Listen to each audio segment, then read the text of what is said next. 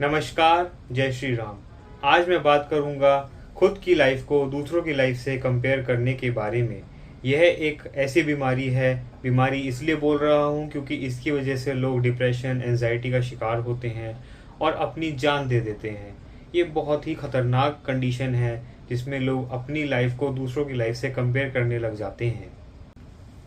ये इतनी खतरनाक कंडीशन है, इसके अंदर आदमी ये सोचने लगता है कि काश मेरी लाइफ भी वैसी होती, काश मेरे पास भी इतना पैसा होता, काश मेरे पास भी ये सब कुछ होता, काश मैं ये कर लेता, काश मैं वो कर लेता। ये आपको over thinking, stress, anxiety, depression सब जगह धकेलती है। तो अब मैं आपको बताता हूँ कि ये सब सोचना और इस तरह से कंपेयर करना क्यों गलत है। देखिए, सबकी लाइफ अलग होती है, सबके स्ट्रगल अलग होते हैं, सबकी मेहनत अलग होती है, सबकी सिचुएशंस अलग होती हैं, तो रिजल्ट सेम कैसे हो सकते हैं। आपके पास जो है आप उसमें खुश रहिए और खुद को बेहतर बनाने के लिए रोज़ उसके लिए कार्य करते रहिए। आपकी लड़ाई आपसे खुद से है। आप खुद से बेहतर बनिए प्रतिदिन। इसका इफ़ेक्ट मैरिटल लाइफ पे बहुत ज़्यादा पड़ता है, शादीशुदा ज़िंदगी पर। जब लोग सोशल मीडिया पर दूसरों की लाइफ देखकर खुद को कंपेयर करने लगते हैं, आप खुद सोचिए, जिस कपल को आप देख रहे हैं वो दो लोग हैं, उनके बच्चे भी होंगे। आप दो लोग हैं, आपके बच्चे हो सकते हैं या नहीं भी हो सकते। सोचिए, चार जिंदगियां अलग अलग और उसमें बच्चों की जिंदगियां अलग अलग, अलग अलग सिचुएशन, तो कैसे रिजल्ट सेम आ सकता है।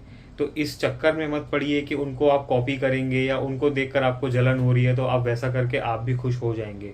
मिलेगा कुछ नहीं, लेकिन आपकी ज़िंदगी नरक की तरफ जाएगी और घर में कलेश बढ़ेगा। इसलिए आप अपनी सद्बुद्धि से चलिए। आप अपनी सिचुएशंस को देखिए कि मेरे घर में मेरा जेब खर्च कितना अलाउ करता है क्या करने को, मेरा पार्टनर कहाँ जाना पसंद करता है या मैं कहाँ जाना पसंद करता हूँ। इस चीज़ का ध्यान रखकर ही आप डिसीजंस लीजिए, ना कि कोई दूसरे को देख के कि कौन कहाँ क्या कर रहा है क्या नहीं कर रहा है उसको देखकर आप डिसीजन लीजिए। आप हमेशा अपनी लाइफ पे ध्यान रखिए, अपनी लाइफ स्ट्रेट फोकस रखिए। और रही बात फाइनेंशियल कंडीशन की, तो देखिए, जो लोगों के पास बहुत धन दौलत होती है और बहुत खुशियाँ भी होती हैं, तो ऐसे लोग तो बहुत ही कम होते हैं, और जो होते हैं ज़्यादातर उनमें से वो अपनी इन चीज़ों को लेके ही इनसिक्योर हो जाते हैं कि धन है तो और कमाना है, या फिर जो रखा है ऑलरेडी उसको बचाना है। उनको भी नींद नहीं आती है ये सोच सोच के। नींद किसको आती है? जो भगवान के ध्यान में लीन रहता है, जो प्रभु के ऊपर भरोसा रखता है, जो ईश्वर की तपस्या करता है। उसको थोड़े में भी संतुष्टि है, ज़्यादा में भी संतुष्टि है, आधे में भी संतुष्टि है, पूरे में भी संतुष्टि है। उनका एटीट्यूड पॉजिटिव होता है। तो ईश्वर के ऊपर भरोसा रखिए। तो आपको ईश्वर ने जो दिया है आप उसमें संतुष्ट रहिए और उसके लिए मेहनत करिए। आप अपनी सैलरी या इनकम दूसरे से कंपेयर मत करिए, क्योंकि सबकी ज़रूरतें अलग होती हैं, सबके खर्चे अलग होते हैं, सबका बजट अलग होता है, सबका खुश रहने का तरीका अलग होता है।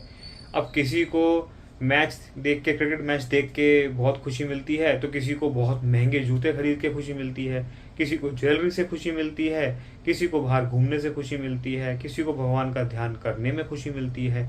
तो आप सोचिए, खुशी पाने के लिए आपकी खुशी क्या है ये जानिए कि मुझे क्या करने से खुशी मिलती है, और जो करने से खुशी मिलती है आप पहले ये भी मंथन कीजिए कि क्या वो चीज़ सही है भी या नहीं। तो आपको अगर वो चीज़ चाहिए तो आप उसके लिए मेहनत कीजिए। आपकी लड़ाई आपसे खुद से है, आपका कंपैरिजन आपसे खुद से है, तो आप उसके लिए मेहनत कीजिए। बाकी इधर उधर मत देखिए, वो देखने से कुछ नहीं होता है, स्ट्रेस बढ़ता है, ओवर थिंकिंग बढ़ती है, और अंत में क्या होता है कि दिमाग काम करना बंद कर देता है। फिर आप वो एक लूप में चले जाते हैं, विशियस साइकिल बोलते हैं इसको। एक खतरनाक लूप होती है कि आपके दिमाग में बार बार घूमती ही रहेगी एक बात। और अपने लिए भी आप एक रूल ये बनाइए कि मैं अगर कहीं जा रहा हूँ या जा रही हूँ, तो मैं अपने जो शेयरिंग जो सोशल मीडिया पे कर रही हूँ या कर रहा हूँ, उसको आप लिमिट में ही करिए। मेरे हिसाब से तो करना ही नहीं चाहिए, क्योंकि खुशी तो आपकी पर्सनल होती है। अब ये पोस्ट डाल के उस पर नंबर गेम स्टार्ट हो जाता है। अब जहाँ नंबर गेम आया वहाँ मैथमेटिक्स आ गई, वहाँ टारगेट्स आ गए, वहाँ प्रेशर आ गया, तो आपने उसको भी एक तरह की जॉब बना लिया। तो हो सके तो उससे बचिए। अपने पर्सनल मोमेंट्स, अपनी पर्सनल लाइफ आपके साथ रहेंगी, आप अपने पास रखिए। किसी से शेयर करने की क्या ज़रूरत है। देखिए, ये कंपैरिजन की जो कहानी है ये शुरू होती है सोशल मीडिया पर स्टेटस पोस्ट देख के। आप उनको देखकर आपके अंदर एक इच्छा जागती है। अब इच्छा जागने से क्या होता है, आपका वो चीज़ करने का मन करेगा, फिर आप किसी से कहेंगे तो उसमें मतभेद पैदा होंगे। और जब आप किसी से मिलते भी हैं, जैसे गेट टुगेदर होती है, तो वहाँ भी लोग बातें करते हैं। तो आप अपने मस्तिष्क को इतना स्ट्रांग बनाइए, आप अपना दिमाग, अपनी अंदरूनी ताकत इतनी स्ट्रांग रखिए कि कोई आपसे कुछ कह रहा है तो आप उसे खुशी खुशी सुनिए और दूसरों की खुशी में खुश रहिए, अपनी खुशी में खुश रहिए। ये एक ऐसा फॉर्मूला है कि अगर आप खुश रहेंगे तो आपके पास खुशियां लौट कर ही आती हैं, आप कंपैरिजन ट्रैप में जाएंगे ही नहीं। इसलिए आप कंपेयर करना बंद कीजिए।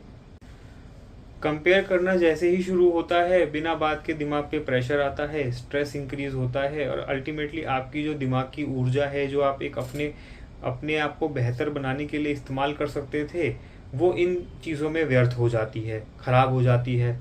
फिर आप बिल्कुल एनर्जी से ड्रेन हो जाते हैं, तो और डिप्रेसिव फीलिंग्स आती हैं और मूड ख़राब हो जाता है आपका। तो देखिए, ये चेन रिएक्शन है। तो आप ध्यान रखिए कि कहाँ कहाँ मेरे अंदर कंपैरिजन आ रहा है, कहाँ कहाँ आपके अंदर जेलेसी उत्पन्न हो रही है, ईर्ष्या आ रही है। आप ध्यान रखिए इस चीज़ का। इसका एक बहुत ही सरल उपाय है, एक बहुत ही वर्किंग सॉल्यूशन है। आप जो सोशल मीडिया ऐप्स जो यूज़ करते हैं, आप उसको अपनी तरक्की के लिए यूज़ करिए। आप वहाँ वही कंटेंट देखिए जिस कंटेंट से आपको आपके काम में सफलता मिले या आपका मूड अच्छा हो जाए। मूड अच्छा मतलब एंटरटेनमेंट नहीं, आपको ऊपर उठाए, आपकी सोच को ऊपर उठाए। आपको वैसा कंटेंट देखना है। मैं आपसे ये बोलूँगा कि जो भी चीज़ आप सोशल मीडिया या कहीं पर भी कंज्यूम कर रहे हैं, आप थोड़ा अवेयर रहिए, जागरूक रहिए। क्या चीज़ें हैं जो आपके अंदर नेगेटिव थॉट्स ला रही हैं, नकारात्मकता ला रही हैं? क्या ऐसी चीज़ें हैं जिससे आपको जेलसी हो रही है या आपको इनसिक्योरिटी फील हो रही है? क्या ऐसा कुछ तो नहीं कि आपका वो मूड ख़राब कर रही हूँ?